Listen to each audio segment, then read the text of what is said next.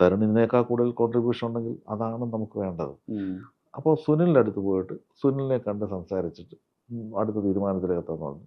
സുനിലിൻ്റെയും biennale നടക്കുന്ന സ്ഥലത്താണ് തരുൺ പോയി കാണുന്നത്. അവർ തമ്മിലുള്ള ഡിസ്കഷനിലും വളരെ കൃത്യമായ കാര്യങ്ങൾ, ഒരു കമ്മ്യൂണിക്കേഷനൊക്കെ ഉണ്ടായി. പക്ഷെ അതിനുശേഷം ഒരു ഡ്രാഫ്റ്റ് കൊണ്ടുവന്നു.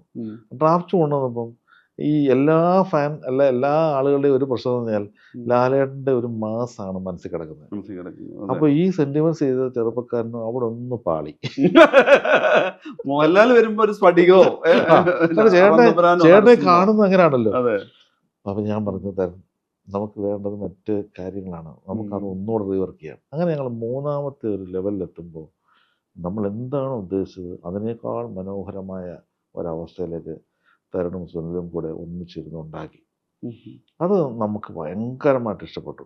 അപ്പോഴും നമുക്ക് നോക്കുമ്പം ഇതിന് ഒരുപാട്